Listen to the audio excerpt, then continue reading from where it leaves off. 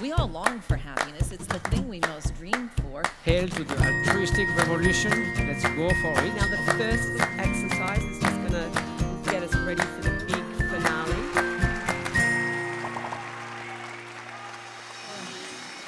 I'm so excited to be here with you today. So the big question, what is happiness? I get asked that quite frequently because I work with CEOs and some folks in organizations, no naming names, who ask me, what is this happiness thing and why should I care about it? And my answer is, I don't actually know. And I don't believe, although we have a lot of happiness models, I don't really know if we do have a definition of happiness.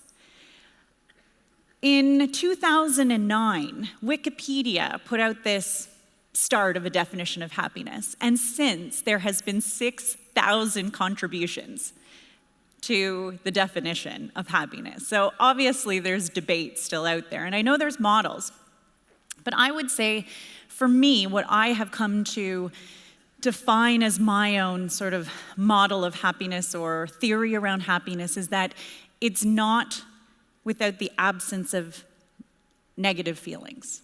And why do I believe that? Why do I believe that happiness is about having so much compassion you can be completely depleted from it? You can have empathy fatigue.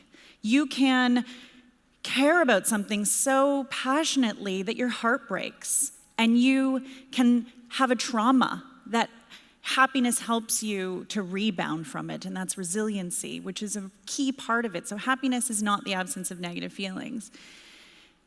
So if I think about, why that is, and the fact that the average person spends 90,000 hours of work in their lifetime, we need to be doing something with that. We need to be thinking about what is that thing that is going to give us a spark in our lives, a catalyst that's going to make us actually love it. Because why do we want to spend our days at work thinking about Friday afternoons and getting the heck out of there? We shouldn't be feeling like that. And I come to this with a personal story. It starts back in San Jose in 2009, living there with my husband. We had a 2.5-year-old child. My husband was a pro lacrosse player. He had just come off of winning the gold medal, beating the US after 28 years. And as a Canadian, that's a really big deal. So he was in peak performance, and he was obviously training to go back to play when these 3 very unhappy things took over his body. He contracted West Nile. Swine flu, he actually suffered from it twice in the same year. And as a result of his body essentially being shut down, he contracted Guillain-Barré syndrome.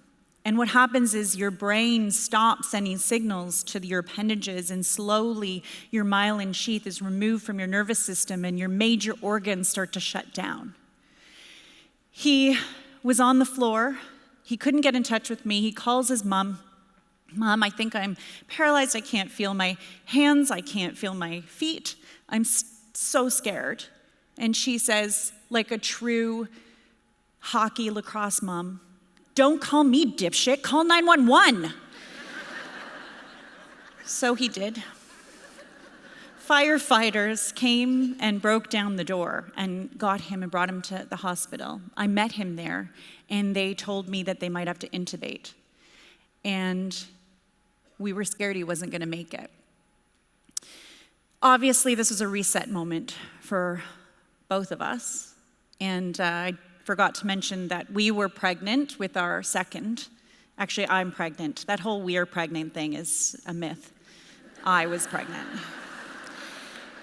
So I was pregnant with our second child. We were 8 weeks away from having the baby. And I'm sitting there with my husband thinking, what does this mean? The doctors immediately rushed to the call, gave him essentially an immune reboot. And very quickly, the drugs started to work, and he was recovering. They had saved him from intubating, and they said he was going to live. It was obviously a very important day in our lives. They did tell us at that point, though, too, that he would likely not walk again. And as an athlete who had just come off of winning a gold medal, this was particularly traumatic, and I expected him to be traumatized. But Jim instead just said, "It's okay, we'll figure it out. I'm alive, I'm going to be here to help you deliver your baby." You, not us. So he proceeded to figure out how to walk again. And this is him relearning how to walk. We pursued this goal, like the high-performing athlete that he was. He took walking in the same, effort. He was very stubborn, which was great.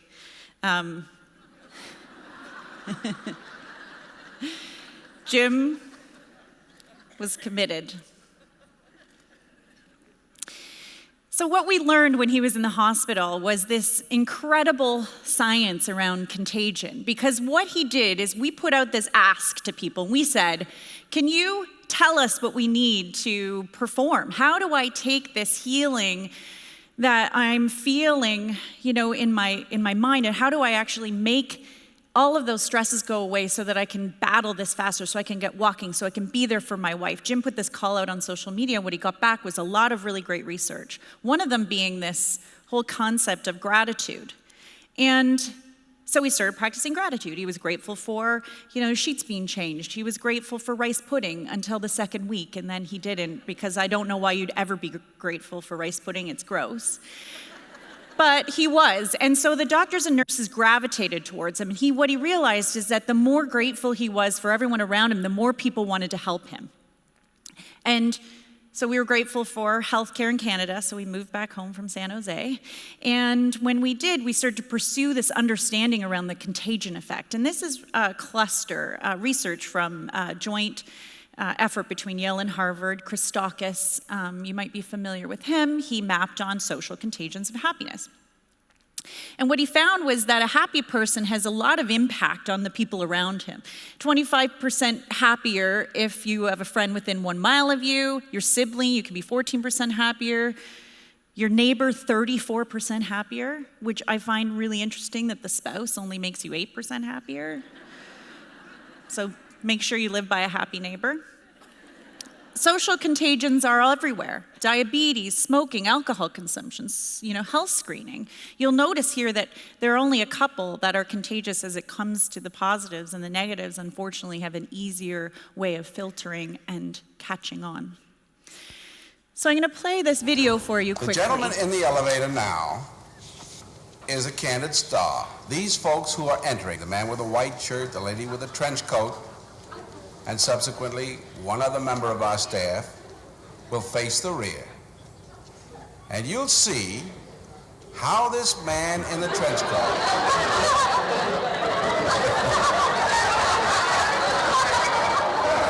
tries to maintain his individuality, but little by little,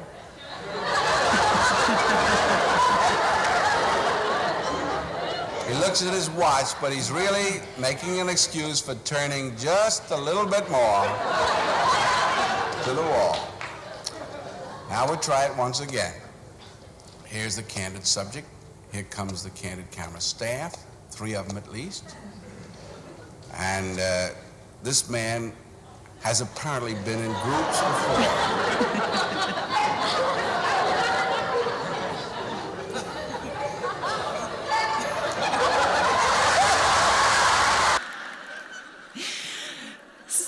So why do we think that happens? Why does that happen? Because we mimic other people. We want to belong to other people socially, so much so that we will do very bizarre and random things subconsciously. And Daniel Kahneman, who's also a researcher, talked about lazy heuristics in the brain. We create these desire paths in the brain because we want to get to that result faster. So the more we cross down these paths, the more we sort of wear down the neural pathways or create connections through practice, the easier they are to access consciously and subconsciously, because there are determinants of our happiness. You see there's a genetic set point. There's also, these outside circumstances, which is the job, the car, the house, the new shoes. Sometimes new shoes make everyone feel good, that's fair. But then there is the part that's about the practicing, the ability to, create habits, because we make our habits and then our habits make us. And that really is key to performance. And you might be familiar with Seligman's PERMA, this concept of, what makes the definition sort of a person's happiness and what makes up a happy person. We see it with positive engagement, relationships, meaning, accomplishment. You're probably familiar with this. When we started to look at it, we looked at, okay, that's downstream. That's a person that is happy. They have these unique identifiers of who they are, and it's really important research to understand, but how do we actually build the habits to then be that person? And what we learned is that through this analysis of psychological capital, or hero traits essentially, you can build these traits through repetition using that 40 to 50% of the malleable brain that we can transform, we can develop psychological fitness to actually become those happy people. And that's focusing on hope, efficacy, resilience, optimism, gratitude, mindfulness, and empathy. And we've been researching this. We spend time with kids. This is one of my favorite quotes because we teach kids about hope. And people think that hope is wishful thinking. A lot of kids think, hope is just about wishing something to happen. And what we say is hope is actually creating plan Bs, plan Cs, that everything is figure-outable.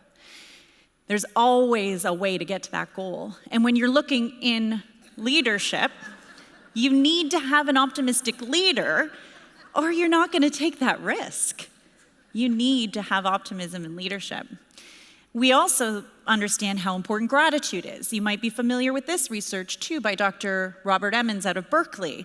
And he tested this concept across, these different groups, the Hassels group, the neutral group, and the gratitude group, and asked them for 10 weeks to report on how they felt based on whether you had to share grateful comments, comments like, in the Hassels condition that they were stressed out about someone not doing the dishes in their house. You can tell that he was in grad school when he was asking these questions. And what he found was amazing. People who were in this study for 10 weeks found that they were more compassionate, that they worked out 1.5 hours more per week than the people that were complaining. So that's really important research, and it's been followed on now for decades. So what I want you to do really quickly right now, and I'm going to talk over you while you do it, I want us to use technology for good. I want you to take your phones out, and I want you to say a thank you in your text to someone right now, or an instant message to someone right now, and just say a thank you. Or if you don't right now, promise that you will do it, because I will check on you, and I will make sure you do. But what I want you to do, not only do I want you to send a thank you to someone, but I want you to calendar this thank you so that every Friday you set a meeting with yourself at 3 o'clock in the afternoon or sometime that suits, and make sure that you start to develop the habit of thank you in the workplace. Say thank you to anyone, because what happens is you start to feel grateful and it creates a contagion. One of the people that I had do this task told me at the end that she had sent this really loving note to her husband, very grateful and happy for him, and he said, "Have you been drinking?" I said, "You don't thank your husband enough." So they started to do it more, and it was really important. And I go back to this statement around the average person spending 90,000 hours a week at work. You don't want to be like this on Friday. Like I said, you do not want to be trying to get out of work and praying to not have to go back on Sunday. That is not healthy. 90,000 hours. We want to feel passion and excitement in our work. And I'll describe very briefly this one company. How many of you have heard of Google? They're well known. Well, they did this project to research and understand what makes up high-performing teams. They spent 4.5 years. They called it Project Aristotle. And they analyzed how these people, 180 teams across tens of thousands of employees, and what they found was that the folks that were responsible for autonomous cars and Gmail and Maps, some of the most biggest innovations inside their organization, were made up of people that were nice. That was the big press release that went out. Being nice is the key to success at Google. They actually pinpointed it down to conversational turn-taking and high social sensitivity. So innovation and high performance at work is linked to kindness. We've talked about kindness as a theme throughout this entire 2 days. It just keeps coming back, but it also is prevalent in the workplace, and it leads to the most innovative organizations. Because when you talk about happiness, and I have spoken in front of the British military, can you imagine the eye rolls that I got in the audience when I came to that group and I said, I'm going to talk to you guys in the front lines about happiness. And yet by the end, I think folks understood that happiness is not a stock photo. I'm not hugging it out around an Excel spreadsheet. That's not what you do. Leaders aren't coming into your organization saying, when I want us to talk about happiness. People kind of freak out around that. Employees think that's disingenuous. I don't really know if you care about my happiness. And yet, if we really think about going back to the theme of happiness is not the absence of negative feelings, when you look at happiness inside of a workplace, that means conflict resolution. That means having difficult conversations. That means being kind and caring, but also being able to have really, really heartfelt conversations that can sometimes be difficult. It can mean dealing with grief in the workplace.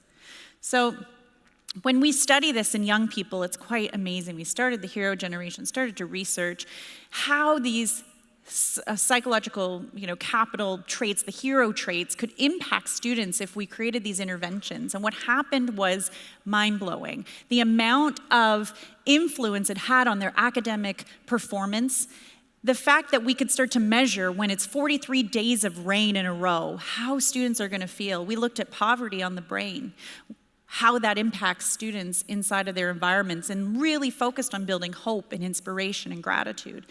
And the contagion just flowed.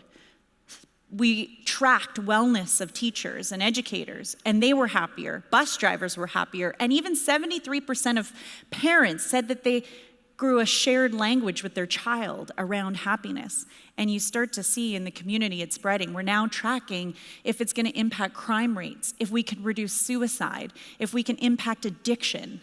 These are all the things that you can change if you start upstream with kids. I say my job is to become obsolete because kids can go from practicing gratitude to being grateful, and practicing empathy to being empaths. That should be our goal. Because we forget. We think happiness is silly, and then you see this woman dancing and you think, I can be that person dancing again. And sometimes we just need to be the tail that wags the dog. We have to get back there. So just to end quickly, I want to share this picture of my family. What is so important about this picture is that there's my husband there, and if he hadn't have made it, that little one on the end wouldn't be here. So when you want to try to reset and reframe and look at how you can turn something that might otherwise have been traumatic and take something really special away from it, we all deserve to have happy and high-performing lives. And those days when we have those first-world problems, try to find that moment, like I do, when I look at that happy, beautiful face smiling, and I think that day when I got that call was the luckiest day of my life. Thank you.